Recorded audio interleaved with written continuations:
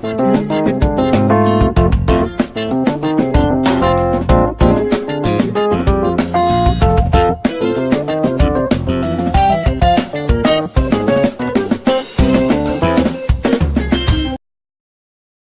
everyone. You are welcome to Anchor Network, where you get reliable and authentic news that are so crucial to you.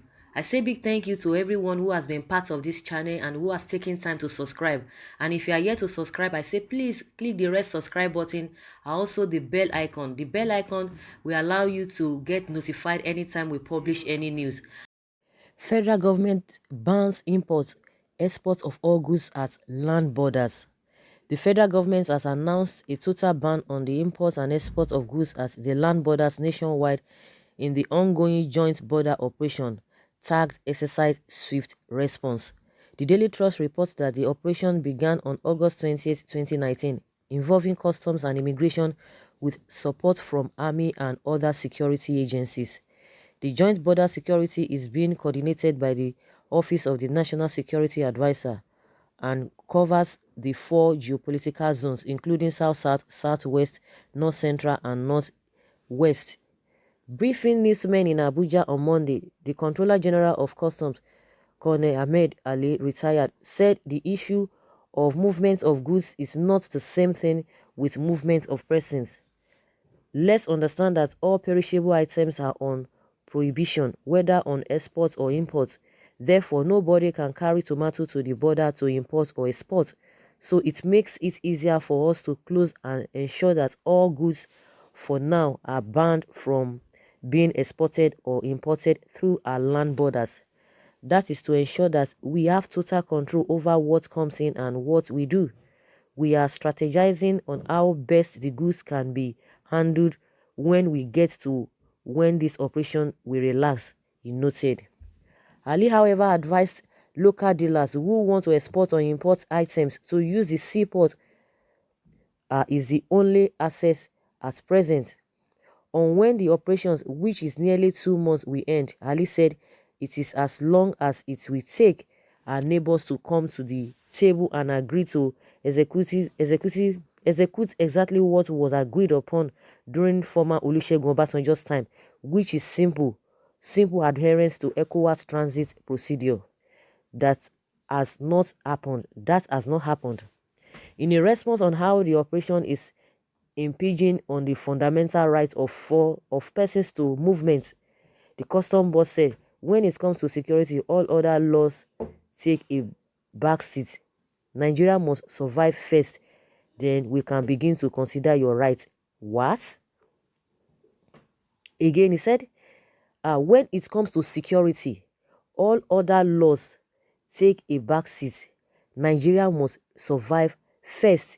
When we can begin, then we can begin to talk or consider your rights. So you see the kind of see the way they just, everything he has been saying, I was just like, okay, it's fine. But this last comment is not it. I don't know whether I'm the one thinking in that direction. That your right is not anything as far as a security is concerned. Who are the people that you are fighting for? Who are the people that you are trying to secure? The same people you are trying to secure, you are telling them that their right is nothing. And the same thing when the president said, when it comes to issue of security, every law, whatever he said, the same thing. I think that's what this man is quoting here. The rule of law does not matter in as much security, but they are all encompassing. They are embedded in each other, and if the court, says a particular thing, it has to be followed, and that's why you see that they don't obey rule of law.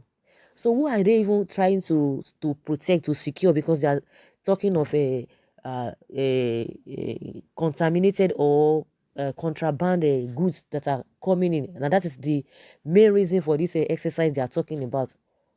Now they are talking about the consumption of all these food items. Then what about all those other borders? Because we learned from reports that 1,400 borders are illegal in this country, that people coming through, and they've not been able to iron that issue. They've not been able to settle that issue, and that is why we are having the risk security that that we are faced with.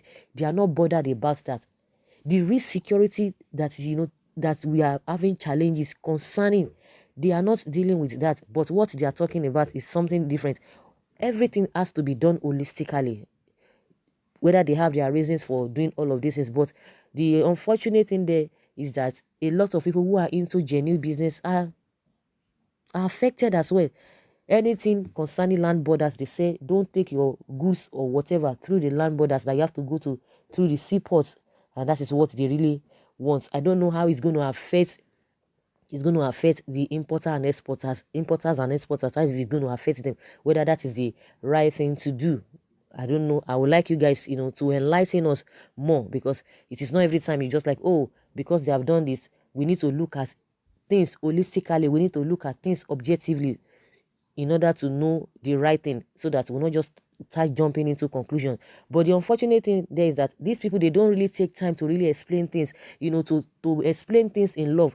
Just like what he's saying, that your rights will be kept somewhere, that they are talking about security. If you are talking about security, the Boko Haram we are having today, the herdsmen we are having today, the bandits we are having all over the place, that even the government is negotiating with them, we will not be having them.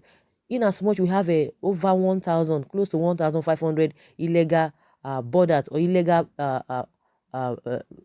places that people can come in into this country. And that's why we see a lot of Fulanis, just like they have said, any Fulani anywhere in the whole world, they can come into Nigeria, because they believe, I don't know whether they believe that it is the world is for them.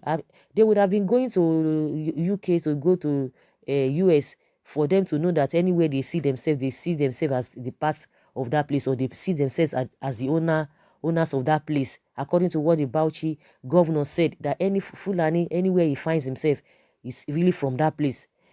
So if really they are talking about security, that you are really trying to secure the people, I think it has to go holistically, because people need to be alive before they will talk of what they put in inside of them, or they eat inside of them. So everything must be done holistically, because this kind of force, if really they are mounting it on all those illegal borders that people coming through, I think this issue of security would have been dealt with for a very, very long time. So people will still be looking into all of this their policies, because we've seen that most of their policies are not masses friendly. That is just the way it is. But just like I said, for people who really have a better understanding of this closure, whether it's going to be of benefit to the exporters and importers, or to even the masses themselves, because as you see now, as we are seeing the whole thing, the prices of goods and services, goods are really escalating.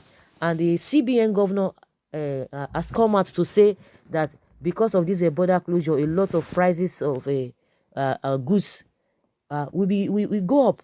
So if it goes up, how does the federal government cushion that effect? How would they be able to balance that effect?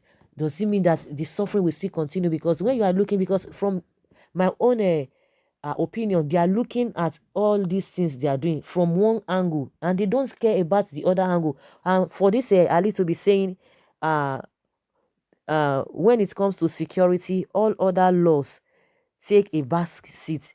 Nigeria must survive first, when then we can begin to consider your rights. So your rights in this administration is nothing to them, until unless the way or the angle they themselves are looking at things from. And that's why I said they are just looking it from only one angle. They are not looking at the other areas, and the other areas is none of their business. In as much they are making revenue, according to what they said, they make over 5 billion naira daily as revenue since the closure of that border. That is just what they are concerned about.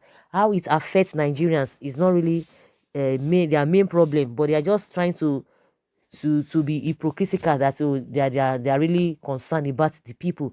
It is people who are alive that will want to eat good things, in put good things in their body.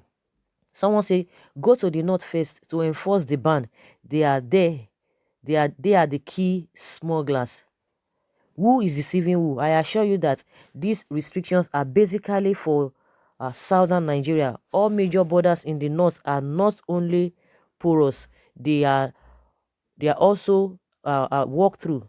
Bags of perishable commodities are easily being smuggled using bikes and trucks.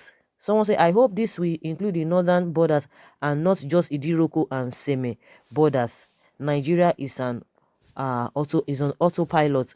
Someone say, why Northerners are busy exporting and importing goods through their borders? You say you are closing some borders from this other side.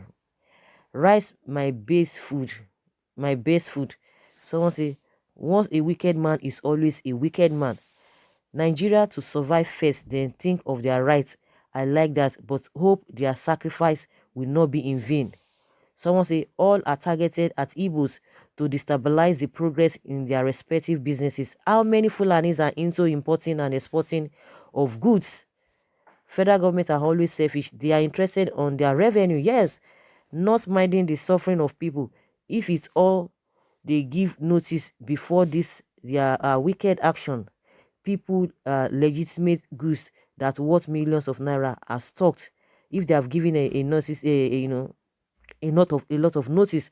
So guys, I would like to hear from you what you think about this ban of import and export of all goods at land borders. Just like I said, if uh there are other ways that you think that okay they are making sense, let us just know. But from my own observation, they are looking at the whole thing from one angle, and the main angle is just for them to get revenue. Once they get the revenue, I don't think every other thing matters to them. So guys, leave your comments below in the comment section. Thank you very much for always being there. Bye.